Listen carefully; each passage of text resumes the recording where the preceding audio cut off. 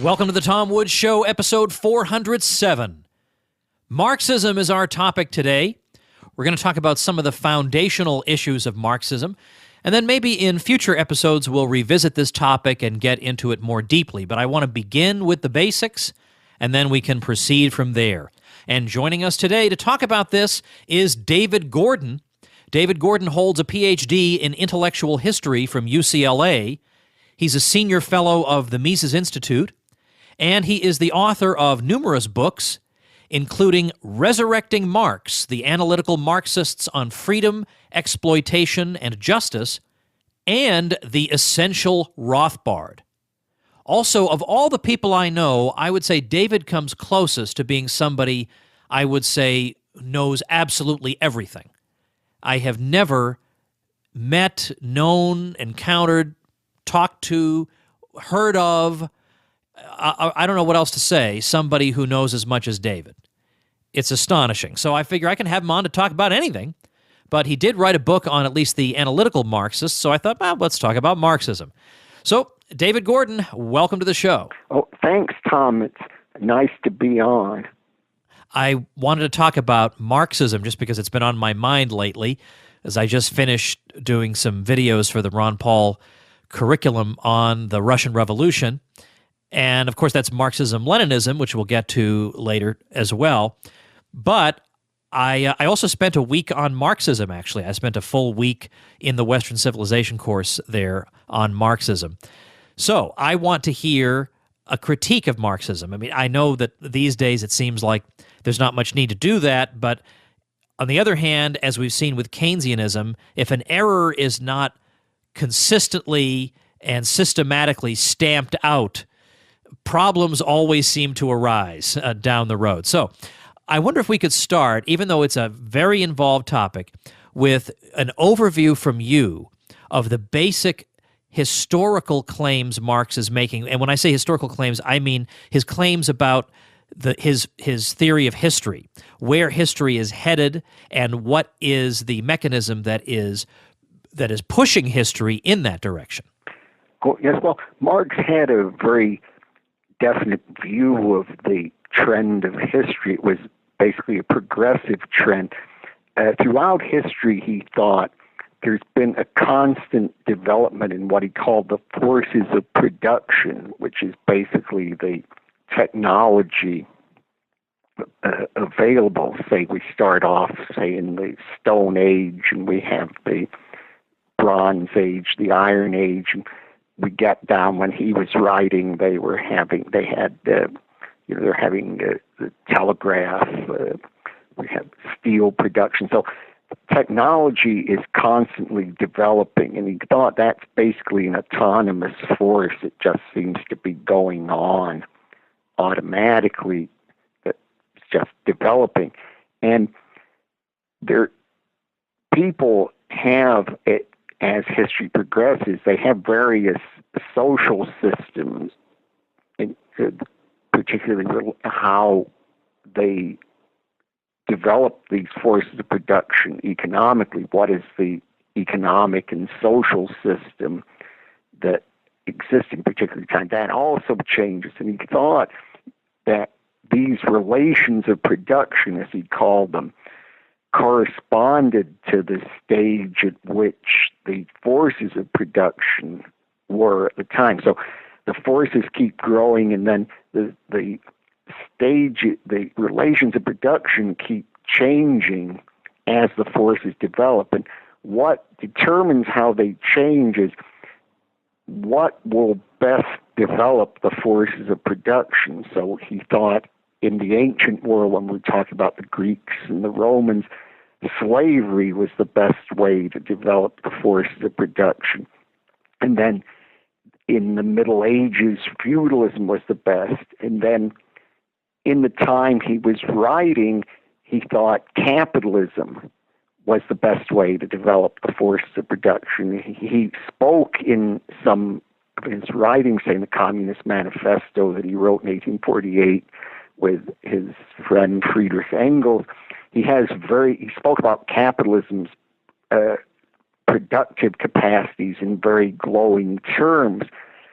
So capitalism is the way to develop the force of production, but capitalism wasn't the final system. The final system was socialism, or also called communism. There's a good deal of controversy on whether they're two separate terms or that's just one term, but he thought that would be the final stage at which we'd reach total abundance. Now, one thing also is very important in his system is that the transition from the social system, from one system of relations production to another, doesn't take place peacefully.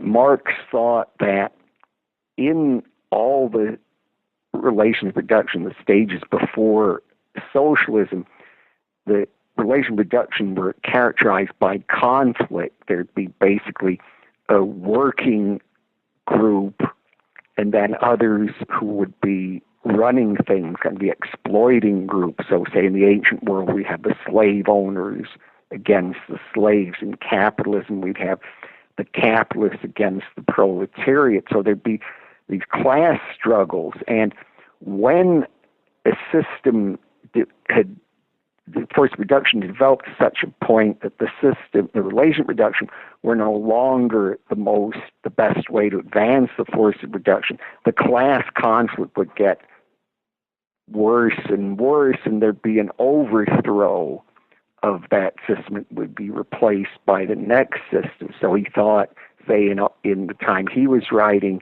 the 19th century, capitalism would be overthrown because there'd be more and more people joining the proletariat. Conditions would keep getting bad for them. We'd have a lot of economic crises. So eventually there'd be an overthrow of capitalism and it would be replaced by socialism. Now, let me ask a question about exactly why capitalism gets replaced by socialism. On the one hand, we have this, precisely what you're saying, that the vast majority of people become members of the industrial proletariat, according to Marx, and they become more and more immiserated over time. The wages become lower and their lives become more precarious, and eventually they rise up and replace the system. But parallel with this, Marx also says that capitalism, it becomes obvious that the institutions of capitalism become fetters on the productive forces. So that, for example, under capitalism, he thinks the economy is given to a boom-bust cycle. And in the bust phase, the capitalist system is obviously not able to make full use of the productive forces. You get all these idle laborers, idle factories. And so this, too, is what dooms capitalism to the dustbin of history. But are these two separate reasons that capitalism is overthrown? Number one, that the proletariat finds life intolerable, and number two, capitalism is fetters on the productive forces? Or are these two explanations somehow the same explanation, or are they operating parallel to one another? Well, I think they're related in this way. I mean, they're both taking place at the same time, but where the fetters of production part comes in, you'd have, as you point out, there are these economic crises, and then which take place from time to time. Sometimes we're in a crisis, say like in 2008. Other times we're not under capitalism, but then you have a constant process of the proletariat getting worse and worse. So there's kind of a constant process, and then there's this intersecting process where things get worse and get better. But where the fetters come in, I think, is in this way. It's that you have to ask, why would you call this fetters on production, say a system of booms and busts? The idea is that we don't have to have this. There's a better way of doing things, namely socialism, where we wouldn't have this process of booms and busts. So what Marx thought was wrong with capitalism, why it no longer was the system that best developed force of production, was it wasn't centrally planned. It just relied on the market, which was hit or miss. Sometimes the market would be all right in the boom phases, but then you'd have problems when the economy collapsed. And he thought that if things were centrally organized, if we had economic planning, if we did things scientifically, we could do much better. And this is sometimes the Marxist Engels uses to make spoke of scientific socialism. So everything would be organized. And so that's where the notion of fetters comes in. It's that the productive process is being chained up. It's not enabled to develop to full capacity because it relies on what the phrase, I think that again, Engels was the one who used this phrase, the anarchy of production. And by anarchy, they mean chaos or lack of organization. Let's move now to another foundational issue. I want to just spend today talking about basic foundational questions in Marxism. Let's talk about, because we don't have to go into why his theory of history is wrong. I mean, I think reality refutes it well enough, but what about the labor theory of value, which of course is not original to Marx, but explain the labor theory of value and then explain what would be an easy way to see the flaw in it? Because I think to the average person, there seems to be a kind of plausibility to the labor theory of value. Oh, yes. Well, the labor theory of value was developed by the English classical economist Adam Smith, and then David Ricardo was the main one who worked on it, and Marx took over the theory from them. And what the labor theory of value is trying to answer is this question. We have in the economy, goods will exchange for certain prices. Say if we have a car, say it might cost $10,000, or a loaf of bread will be much less than that, one hopes, although bread prices have been rising, but still you can get a loaf of bread for, say, a couple dollars. So the question comes up, why are the prices different? What determines what the price, or Marx uses the term, the exchange value of a good is? And he suggests it's the number of labor hours required to produce it. So the reason, say, a car costs much more than a loaf of bread, it takes a lot more labor to produce a car than to make a loaf of bread. So what Marx thought he could do by having this system, he thought this gave the key to explaining how capitalists earned a rate of return, how do capitalists make money. The way they do that is they hire workers, so they pay them a wage. So what determines what the wage is? Well, you apply the labor theory of value, and you get what determines the wage is what's required to produce the labor, basically the maintenance of the labor, what the laborer needs to survive. So say the laborer needs a certain amount of food, he might need housing, he needs to have a family if you want to keep the population going.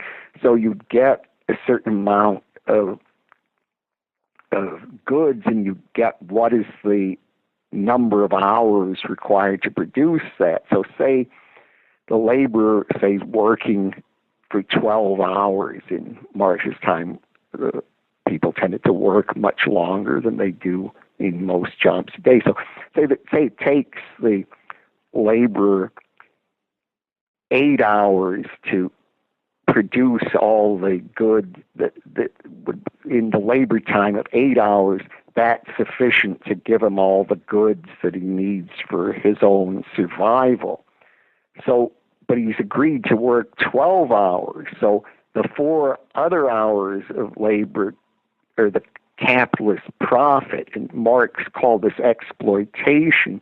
So Marx said the capitalists, since they own the means of production, the tools and the factories, they can get the workers to work for them, and they're paying them in accordance with the labor theory of value, because the labor theory of value says what the workers would get is what's required to produce them. But what the laborer is selling is his labor power, and labor power is a certain number of labor hours, and that's what generates value. So the key to it, this sounds a bit complicated, but the key to it is the capitalist gets more value measured in labor hours than he pays out. So that's where his profit is, and that's what Marx called exploitation. Now, what's wrong with this theory is that you can see, well, what does determine why goods have a certain price? It's, as we know since the 1870s, when the subjective theory of value developed, it was what determines value is people's preferences for goods.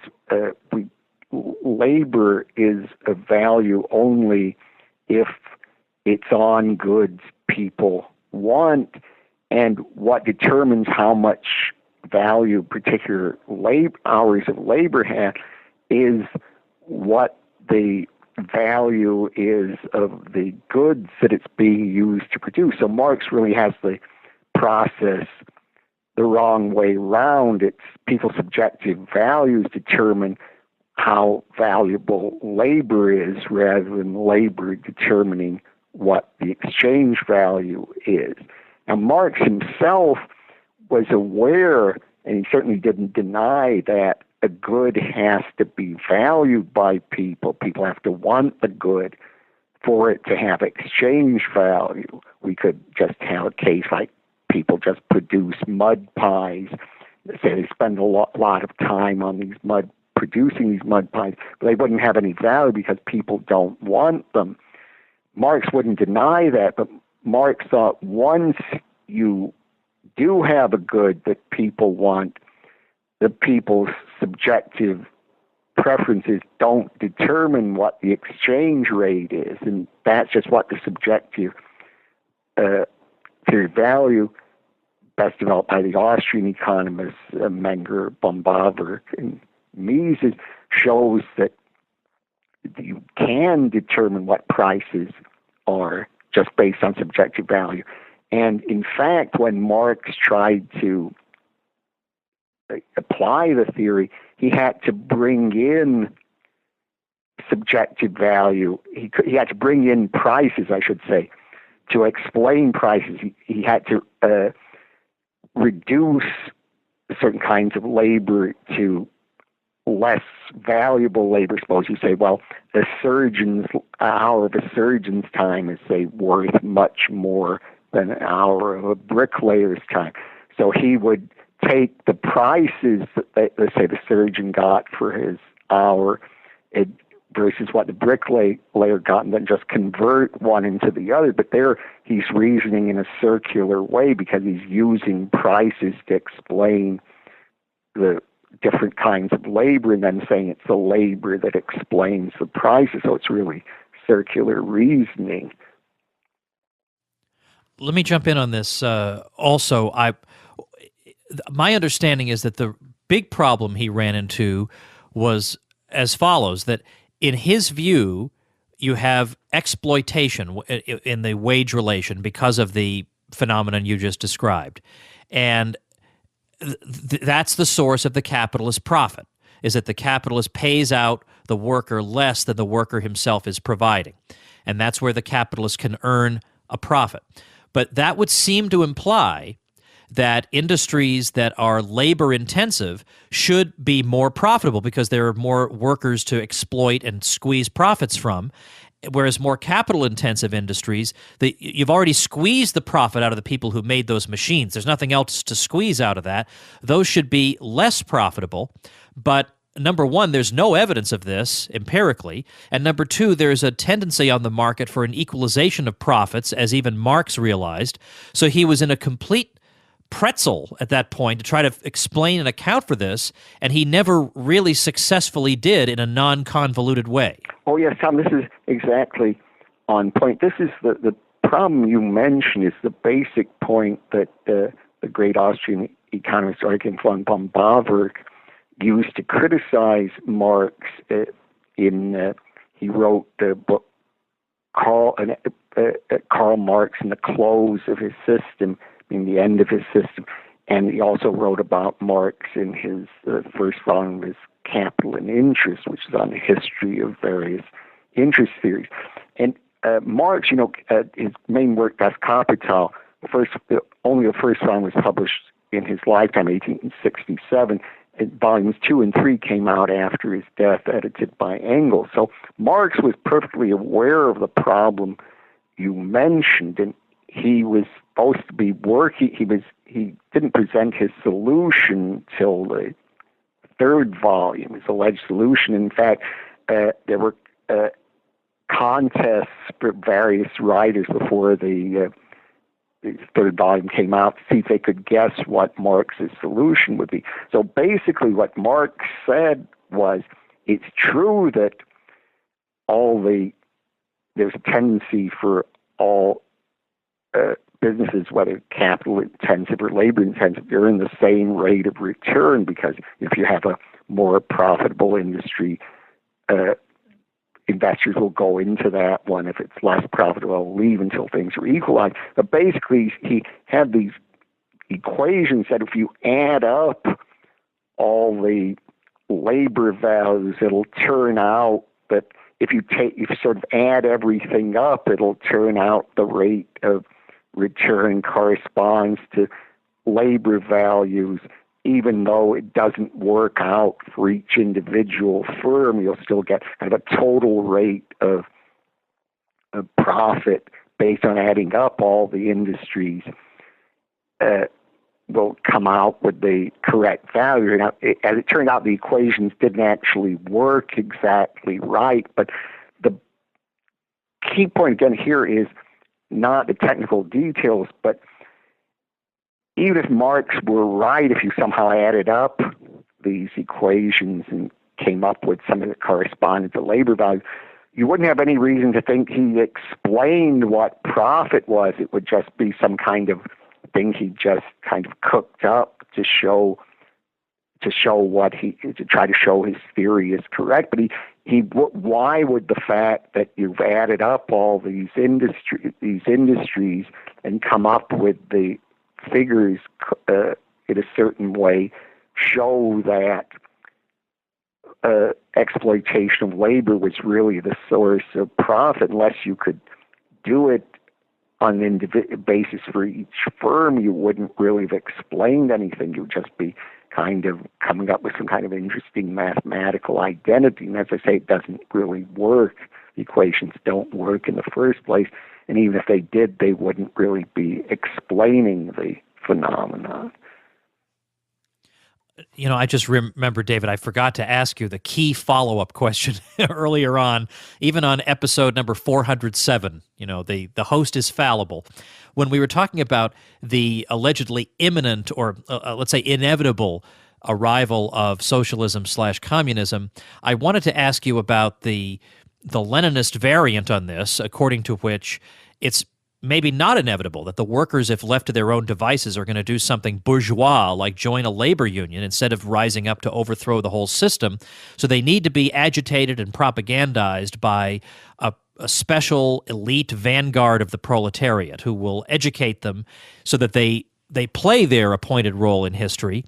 So it's not inevitable in that sense. And then also, of course, Marx believed that capitalism would have to come to its highest level of maturity before then it would be replaced by socialism. And then, of course, in the case of Russia, you see that clearly was not the case, and you had only about 2% of the population being industrial workers, and yet Lenin thought the time was ripe for revolution. So there is a Leninist variant. And what I want to know is, what would you say to Marxists who say, I'm sick and tired of hearing that Marxism has been tried and failed. Marxism has never been tried because we've never had a revolution that occurred in the spontaneous way expected by Marx. It's always been pushed by some Leninist or other. So Marxism is still very much an open question. Well, I think if someone, and there certainly are Marxists who say exactly that. And in fact, there are some Marxists who think what we have to do now is develop capitalism to the greatest extent possible, and this might take a couple hundred years. But if someone said, well, we should just discount, say, the Soviet experience, all the bad experience of communism, and then say Marxism is untried, we would still have a point. Then, all right, if you say that, what would be the reason for thinking that socialism would be better than capitalism?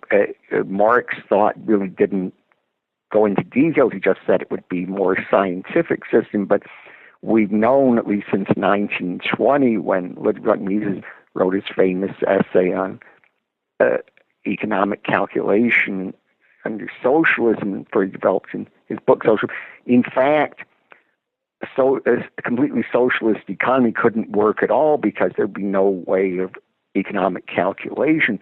So the basic response of the Marxists said, look, actually existing socialism doesn't correspond to Marx's theories, just to say, even if you're right, socialism just wouldn't work at all.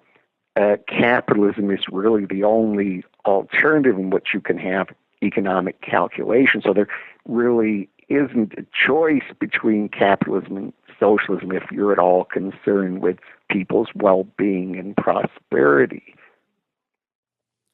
I want to ask you about one more thing before I let you go. Let me point out to people, by the way, the socialist calculation problem that David just referred to is actually the topic of tomorrow's episode of this very show.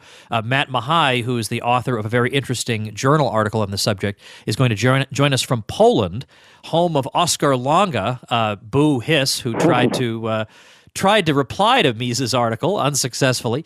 He's going to join us to talk about that, so we'll elaborate on that tomorrow. But I want to ask you about the concept of alienation, because for a long time, I had just the casual student's familiarity with Marxism, and I believe that alienation was Marx's complaint about the dehumanizing types of work that people often have to do, especially on assembly lines, under a market system.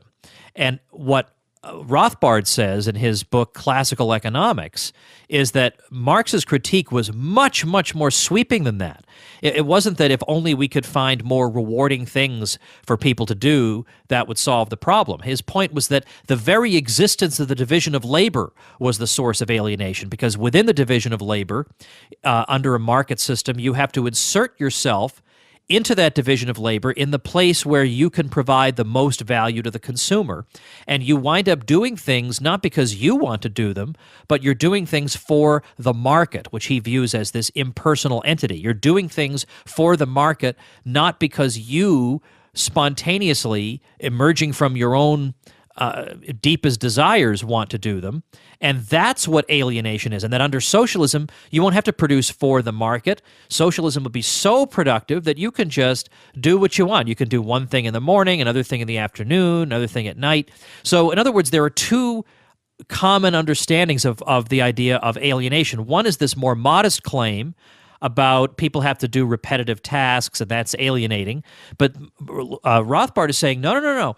Alienation is his view of alienation is a denunciation of the very existence of the division of labor. How do we make sense of this? Oh, yes, well, I think you're exactly right. You see, one of the features that defenders of capitalism, such as Mises, stress very much is that capitalism is a system of production for the masses. So it's people are producing on the market in order to satisfy consumers. Say, someone is producing cars. Why are they producing cars? Because they think people will buy them. So it's really the consumers who are dictating production. So we might think, well, isn't this great? People are getting all these goods and services they never were able to get before. People were lived in grinding poverty throughout most of history, but now they're not. Since the Industrial Revolution, even poor people were getting goods they never got before. So Marx said, no, this isn't so good, because it's just as you say, you can't do whatever you want. You're just dependent on this impersonal market. You're not in control of your own labor. Now, the problem here is, you might think, well, wouldn't it be nice if I could just do whatever I want, just do everything I want whenever I want it? And the problem is, well, might be an interesting fantasy, but no one could live that way. I mean, imagine you have to make your own house, you have to cook your own food, not only get the food from the grocery store and cook it in the stove, but say you have to make the stove yourself, do everything by yourself. It would totally depopulate the world. But Marx thought this, under socialism, as it developed, would be complete abundance, so we wouldn't have to worry about production anymore. He thought socialism was such a great system, it would develop to such a point we wouldn't need the division of labor at all. And of course, this is just a complete fantasy, and Marx didn't say an enormous amount about it, but it's odd that this very strange fantasy had so much influence. And Rothbard, in the classical economics book you mentioned, points out that this can be seen not as a scientific development, kind of a pseudo-religious view, and it's basically taking certain religious concepts. Say we have the idea of the